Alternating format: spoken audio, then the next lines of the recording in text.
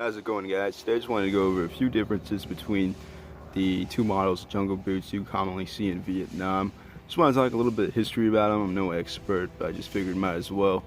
So I'm just going to be going over the Vibram soles and the Panamon soles, and which are a little bit more accurate to have. They are both by default accurate, but one is a little bit more accurate than the other. So we're going to go ahead and get started. So some of the main, really, if you guys don't really know much about soles or anything like that, or just jungle boots in general, the main difference between the third patterns are the soles.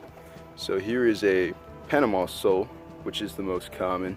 The Panama soles, I believe, came out in 1968, and they pretty much made them all the way up until, I believe, the 80s.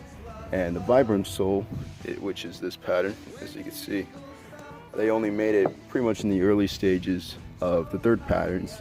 I want to say they started making them in 66, and then they stopped making them after 68. But yeah, that's primarily just kind of the years on them. You do see a lot of guys, Marines, Army, practically almost everybody had these Vibram soles. And I have seen a couple guys, but mostly it's just in the late war stages. I would say I would wear, this is just kind of like a friendly suggestion, is that I would wear these Panama soles for probably 70 to 72, maybe 69, but pretty much these boots are all later war. If you guys have ever seen the World of Charlie Company, I believe that's what it's called, a couple of guys are actually wearing these boots. So I do plan on using this for my late war 1st Cavalry impression, and this is actually a new pair of boots that I recently got today.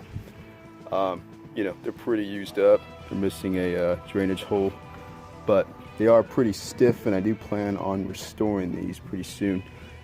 They obviously need some oil and just need to be cleaned out a little bit, but I really dig this wear. They're really beat in, and they might have been in country. I'm going to actually show you guys how to really notice the difference between the post-war jungle boots and the issue jungle boots. So we're gonna go ahead and get to that. So the jungle boots on the left are Rothko reproductions, and the jungle boots on the right are originals.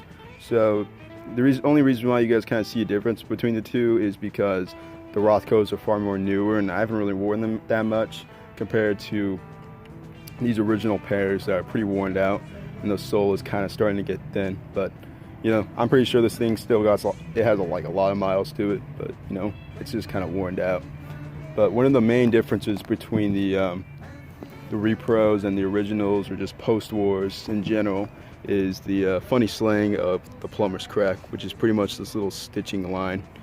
Rothkos don't have them, and I'm pretty sure, I want to say after 1972, they stopped stitching them, because I guess they figured they didn't really need it, and they just found a better method of making these jungle boots. If you want to buy a pair of boots primarily for, you know, like hiking, or just because you like them and just want to wear them, I would highly suggest the Panama sole, because the Vibram soles, the reason why they phased them out was because the soles, they weren't really well designed. As you can see, a lot of dirt sticks in the cracks and whatnot. So that was really the primary reason. A lot of guys, if they were just humping the bush a lot, they pretty much would start sliding and stuff and slipping, because their soles were just completely filled with mud, and they pretty much lost traction.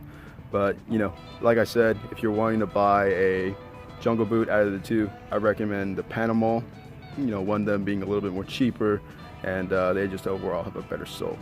But yeah, guys, this is pretty much going to be the video. Hopefully you guys enjoyed watching, and you know, I'll see you around.